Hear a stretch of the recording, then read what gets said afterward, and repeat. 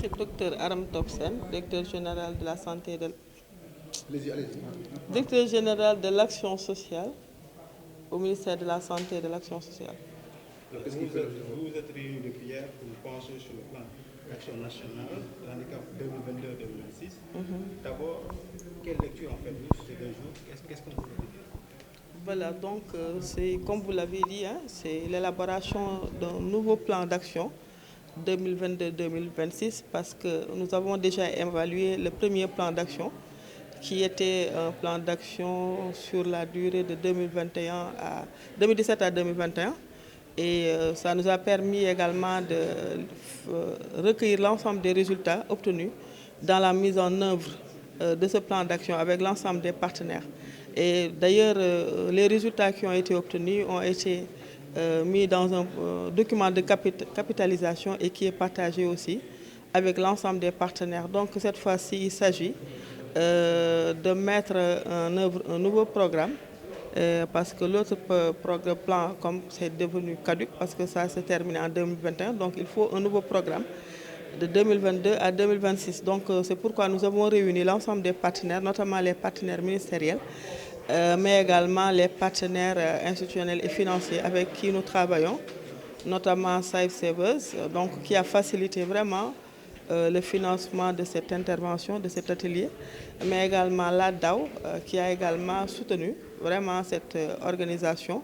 Nous avons également d'autres partenaires, notamment Special Olympics. Nous avons le Centre pour l'économie solidaire et l'inclusion.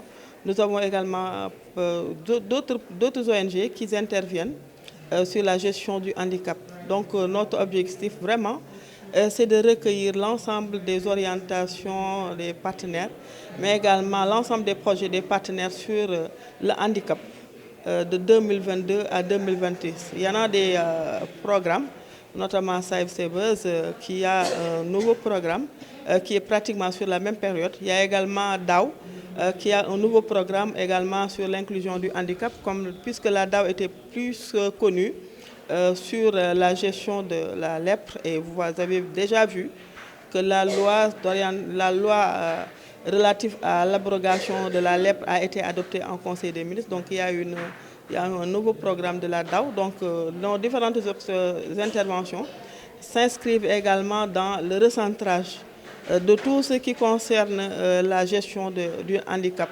Donc au terme de cet atelier, nous allons avoir un outil vraiment de mise en œuvre, mais également de suivi de l'ensemble des interventions sur le handicap sur la période de 2022 à 2026. Et ça nous permettra de rendre vraiment optimal et vraiment pertinent toutes les interventions, mais de pouvoir mesurer à sa juste valeur ce que les partenaires et l'État du Sénégal a consenti vraiment pour la gestion de la question du handicap. Donc c'est ça qui nous réunit, et ces 3 jours vont continuer demain. Et à partir de demain, on va faire la clôture. Déjà, les partenaires qui sont là, notamment les partenaires ministériels et les autres partenaires financiers et techniques, ont déjà fait leur présentation sur cette période. Et ça nous permet d'avoir ce document que nous allons également diffuser, mais également mettre à la disposition des décideurs pour qu'ils puissent nous accompagner dans la mise en œuvre de ces différentes orientations. Et au sortir de cet atelier également, il y aura une équipe restreinte qui va rester un jour de plus ici à Goutrade pour terminer vraiment et consolider l'ensemble des résultats qui seront issus de cet atelier. Et ça va également continuer avec un consultant qui a été vraiment, avec qui nous avons contractualisé la finalisation de ce document en partenariat avec la Direction générale de l'action sociale. En fait, c'est la loi, j'ai parlé de la loi d'abrogation, la loi 7603 qui concerne les villages de reclassement social.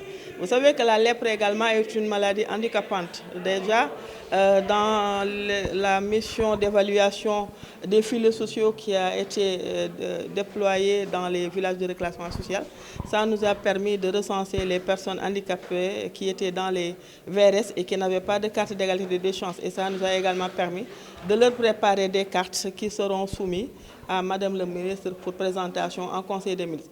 Par rapport à la loi d'orientation sociale, c'est une loi qui a été adoptée en 2010 et c'est suite à l'adoption, ou bien je dirais même la ratification de la Convention internationale sur le handicap. Et suite à cette ratification, le Sénégal a mis en œuvre, a élaboré cette loi. Et cette loi, en 2012, a connu vraiment un début de mise en œuvre avec des mécanismes, des textes, et dont le mécanisme phare est la carte d'égalité des chances. Donc par rapport à cette loi, il y a toujours un suivi qui se fait par rapport à l'élaboration des textes. Et c'est des textes qui traversent même le ministère de la Santé et de l'Action sociale et qui impliquent l'ensemble des sectoriels, notamment le développement communautaire, le ministère de la Famille, le ministère de l'Économie sociale et solidaire, le ministère du Plan et de la Coopération, le ministère de l'Emploi et tous les ministères qui ont en charge la question de la vulnérabilité et notamment du handicap. Donc nous suivons ces textes et l'Union africaine a déjà aidé l'État du Sénégal par la formation des points focaux au niveau des différents ministères pour la gestion du handicap. C'est vrai que ce n'est pas très facile de pouvoir mener à bien l'ensemble des textes qui sont vraiment au niveau de cette loi d'orientation sociale parce que, comme je l'ai déjà dit, ça traverse les ministères et chaque ministère est souverain. Mais avec le chef de l'État, nous voyons qu'il y a tout le temps des décisions et des orientations par rapport au suivi des textes, mais également toujours, il y a des instructions au niveau des autres ministères pour le respect, notamment l'enrôlement des bénéficiaires aux différents filets sociaux. Donc nous suivons, nous en tant que ministère tutelle en charge de la question du handicap. Donc il nous appartient toujours de pouvoir recentrer tout ce qui concerne la gestion du handicap au Sénégal. Et nous le faisons en partenariat avec la Fédération nationale des personnes handicapées, M. Yatma Fall, qui est maintenant devenu le président de la Fédération ouest-africaine des personnes handicapées. C'est une fierté pour le Sénégal général de l'action sociale parce qu'il intervient là où nous ne pouvons pas souvent y aller parce qu'au niveau le plus déconcentré, c'est vrai que nous avons des partenaires, mais souvent il y a des situations qui font que certaines populations ne déclarent pas certains enfants handicapés. Eux, avec leur fédération, ils ont la possibilité d'être en contact avec ces différentes localités parce qu'ils ont des émanations au niveau de chaque collectivité et au niveau le plus reculé pour pouvoir recueillir les différentes orientations et les différentes contraintes et besoins pour la mise en œuvre des différentes questions sur le handicap et de pouvoir nous les répertorier. Et ça nous permet de réorienter tout ce qui se fait sur la prise en charge de ces groupes vulnérables, notamment des personnes handicapées, mais également de pouvoir les partager avec l'ensemble de nos services, mais également avec l'ensemble des partenaires qui sont toujours avec nous et qui nous appuient dans la mise en œuvre de ces différentes interventions. Donc aujourd'hui, nous pensons qu'au sortir de cet atelier, nous allons un outil de pilotage qui nous permet de pouvoir vraiment suivre à long terme et même à court terme ce qui va se faire sur le plan du handicap. Et nous avons été récemment à New York pour le suivi de la convention et le Sénégal vraiment n'est pas en restant par rapport aux innovations majeures qui ont été vraiment déclinées mais également mises en œuvre sur la gestion du handicap. Et j'avoue que nous sommes vraiment pointés du doigt par rapport à l'innovation parce que nous avons tout le temps des pays qui viennent recueillir les différentes innovations techniques et sociales que nous avons pu réaliser dans la dimension du handicap.